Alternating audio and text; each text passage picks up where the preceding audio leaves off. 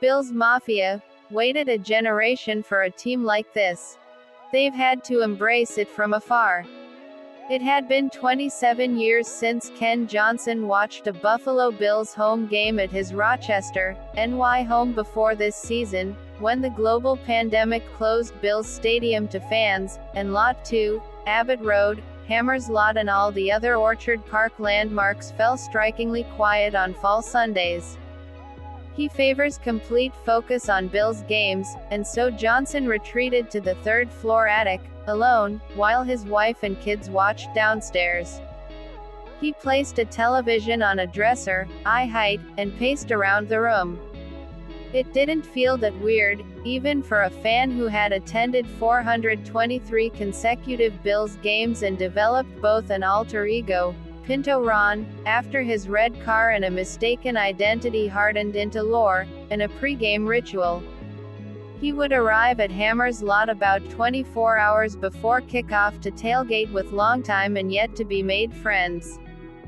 He would eat chicken wings cooked on the hood of a car and pizza baked in a filing cabinet, drink cherry liqueur out of a bowling ball and, at 11:30 sharp for a 1 p.m. kickoff, allow a crowd to gather as pals plastered him head to toe in ketchup and mustard. For a Bills fan, a football game is not only a football game, said Johnson, a 63-year-old software developer. It's a big social event. That element is completely gone this year. The Bills' notoriously rambunctious fan base, a group of diehards lovingly christened Bills Mafia who crash through tables, cover themselves in condiments and imbibe Labatt at a staggering volume, has consumed this wondrous season at a forced remove. The pandemic throttled most every inch of the country in most every way.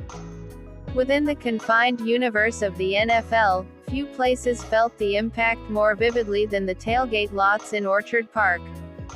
Buffalonians waited a generation for a team as good as the AFC East champions that will host the 7th-seeded Indianapolis Colts on Saturday. Since Jim Kelly, Bruce Smith and Thurman Thomas led the Bills to 4 consecutive Super Bowl losses, the Bills tumbled into national irrelevance, having won their last playoff game in 1995.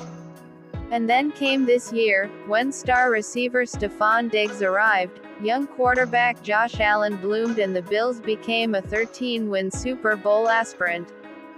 While the Bills dominated, their fans rejoiced with a tinge of melancholy.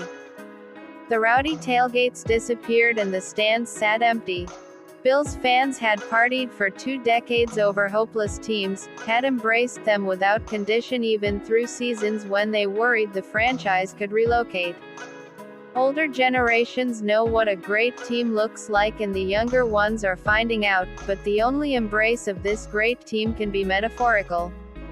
They were absolutely head over heels in love with every single mediocre football team that took the field for them, said Steve Tasker, a special teams ace on the Bills' Wall of Fame and now a talk show host in Buffalo.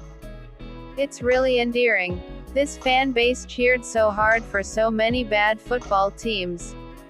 You see them jumping through flaming tables for a team that's 8-8.